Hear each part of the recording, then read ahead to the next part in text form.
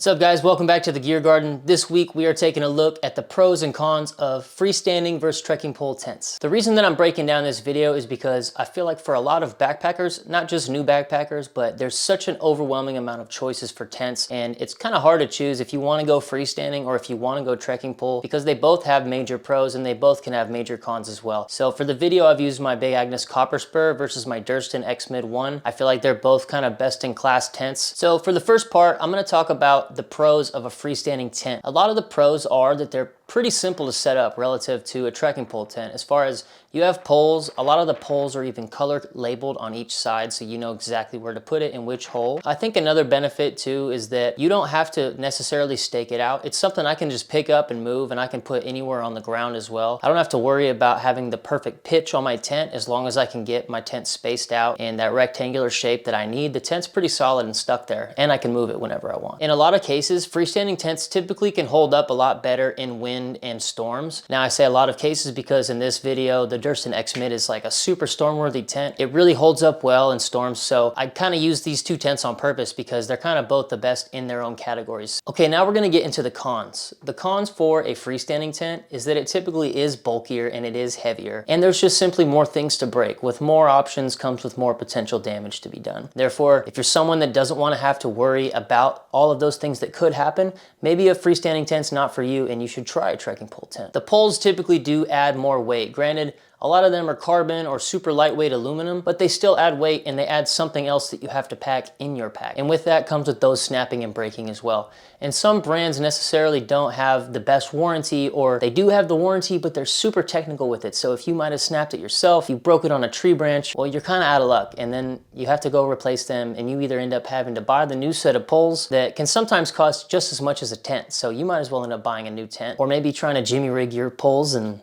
try to save it yourself. Another reason that they do cost more is because those poles are higher quality and they are more expensive. So that adds to the price point even more, especially if you buy it not directly from the retailer themselves, but from a bigger brand box store. They're gonna upcharge you. You're gonna have less money to spend on other gear. Typically, these tents are all double walled in the freestanding world, but the problem that can come with the double walled tent sometimes is ventilation. There's not always a lot of vents, even though the entire mesh inner is mesh. You would think that there's a better way to ventilate, especially in rainy conditions, but sometimes, and in particular cases like this tent, the Big Agnes tent that I'm using, there's one vent and it's above your head, which is a pro because when you're breathing, all the condensation comes out of your mouth, and the more water you drink, the more hydrated you are, can contribute to that as well, having a lot of condensation in your tent. So the pro of the vent space in this tent is that it's above your head, so hopefully that airs out the tent a little bit more. But there's tents like the Big Agnes Tiger Wall that are semi-freestanding that I don't believe have any single vents on the rainfly themselves at all. So that could be a huge concern in some moist environments and places that are more dense. With a lot of freestanding tents too, you also typically get more versatility. So I can use just the tarp if I wanted to with the footprint, or I can use just the mesh inner with no rainfly so that I can stargaze, or if there's no condensation at night, I don't have to worry about my rainfly getting all wet, or the mesh part of the tent, so it can be a clear night with a good view. A lot of freestanding tents typically have a lot higher bathtub floor as well. You'll see a lot of them,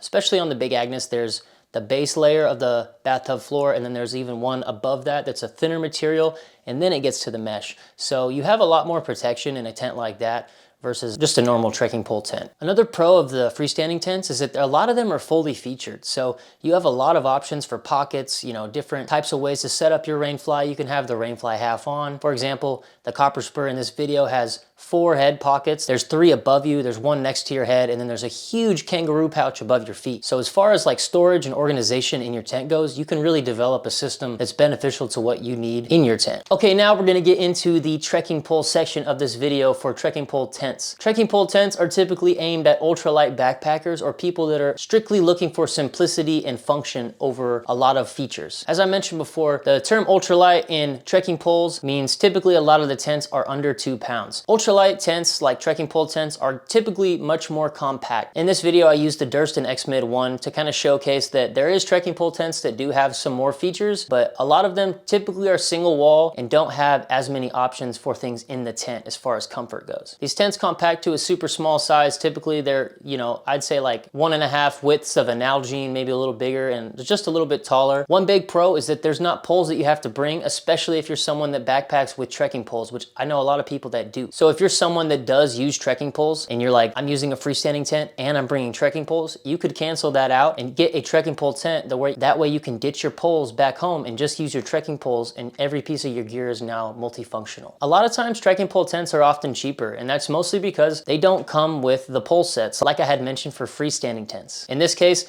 the Durston X Mid 1 is a double wall version of a trekking pole tent, which I mentioned is not very common. And in this case, you can get the Stargazer kit and use this as a multifunctional tent, just like the Copper Spur as well. You have the ability to set up just the Rainfly and use it as a huge tarp to sleep under. And you can also get the Stargazer kit, as I mentioned, and just use it as a giant bug net or a Stargazer net. One other pro is that this tent specifically only really needs 4 stakes to be set out. I typically use 6. I put 2 on each of the door zippers as well, just for that extra security and less wind flap. And you can tie out a lot more stakes and make sure this thing is super durable in the wind. But the way this tent is set up, the trekking poles make sure that the tent is really taut up top, and then you square it out and tighten everything down. And this thing's bulletproof in the wind. It doesn't move at all. One of the things that I like about this specific trekking pole tent that we have in the video is that it does actually have some features. The fact that it has double doors and double entries to the vestibule is a game changer. I think a lot of one-person tents should have this, because I know personally for me, I like to go out in the middle of the night and I like to go out the back way versus having to go out my front door, and I keep certain things on each side depending on what I need and what I don't need. This tent also has some super simple pieces inside that make a huge difference. Like the door tiebacks, it's just 2 pieces of string, and all I have to do is pull the door back and tie an overhand knot, and the door is now held up. It's also got magnetic tiebacks for the actual vestibule door, so you can roll it up, put the magnet clip on, and then I have this huge breeze blowing through it all night. That way I can get the condensation out of my tent and just outside. Another thing that's a big pro in this specific version of the tent is that it does have 2 vents at each end of the tent. So as far as condensation goes, I've never had the biggest issue with it, even in massive rainstorms. But if this was a single wall trekking pole tent, that would be a whole different story. Which leads me to some potential cons now. If you're someone that doesn't like condensation in your tent and potentially on your gear, which I don't think anybody really likes, but the pros can kind of outweigh that with the weight differences, is that single wall tents, which is a lot of trekking pole tents, typically have a lot more condensation because of that single wall feature. Another con is that trekking pole tents have to be staked out. And if you're not experienced in setting up a trekking pole tent, potentially say in granite or somewhere higher in elevation, where there's not as much dirt or friendly stakeout spots, that might be challenging for you, because you're gonna need some bigger rocks with a lot of heavy weight on them and figure out how to tension out your tent properly. So if you're not someone that's well seasoned in that, I definitely recommend practicing that kind of stuff before you invest in one of these. A lot of these tents can sag as well, depending on the material. Now, if you have a DCF version of a trekking pole tent, there's no sag at all. I will say they cost way more money, so that's a con as well of a DCF trekking pole tent, but the weight savings is immaculate. So if you're someone that wants to save weight and not deal with that potential sag using a DCF tent, then that's all for you. You might have to baby it a little bit more too, because DCF can tear easily with high pressure objects like a stake or a tree branch falling in your tent or something like that, but overall they're pretty durable. But basically, if you have nowhere to pitch this tent, or if you're in a super dense forest and you have no way to do it, it might be a little bit trickier for you to set up if you're not seasoned in that. Okay, quick summary real quick, now that we talked about all the differences. As far as weight goes, freestanding tent will typically be heavier, trekking pole tent will be lighter. So if you're looking for that, that's a win for the trekking pole tent. Ease of setup. For a freestanding tent, ease of setup, it's a breeze. 10 out of 10 simplicity. Put the poles in, add the clips, you're good to go. Trekking pole tent, you need a little more practice and you need a perfect space for that tent to be set up. You need to be able to stake it out. You need to be able to have the space. So as far as ease of use goes, I think that freestanding tents win. Versatility. For the versatility factor, I'm gonna go ahead and give it to freestanding tents as well, only because a lot of them have a lot more options and ways to set them up versus trekking pole tents.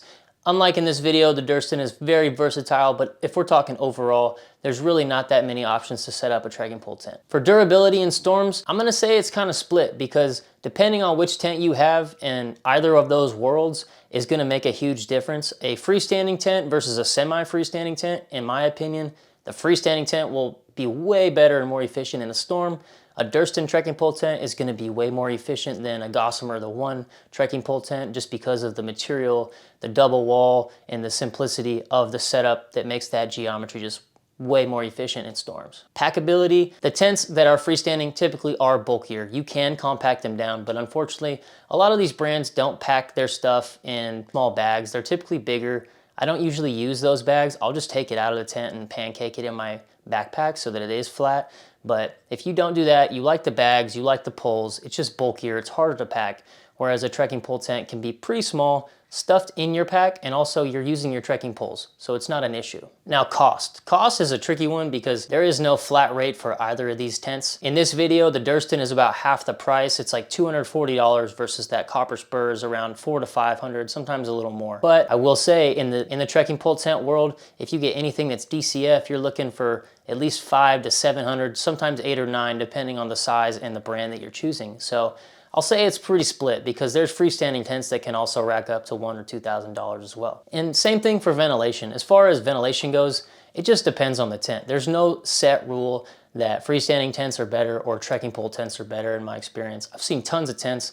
I study gear for fun. I'd say it's pretty split. It's just depending on which one you get. Here's the verdict for me. If you're someone that's cranking high mileage, you got an ultralight setup, you're really dialed in and you want to just hit the trail running and not worry about having all these extra features in your tent, I think a trekking pole tent is a safe bet for you because it's simple, it's easy to pack, it's fast to put away, and you're good to go. Now, if you want something that's more reliable for all-terrain and something that is just generally more featured and a lot more fun and enjoyable to sit in, I would recommend a freestanding tent because yes, it can be bulkier, but those trips where you don't care if you're taking 1 or 2 extra pounds or you're not worried about your poles breaking, you're not bushwhacking, you're not going off trail, there's just something extra special about having a nice freestanding tent that just feels more snuggly and at home sometimes and just makes you feel more comfortable. So guys, I hope you enjoyed this video. Please let me know what kind of tents you prefer, what one you want to try. Make sure you like, comment, and subscribe down below. And thanks again for watching. I'll see you next week on The Gear Garden.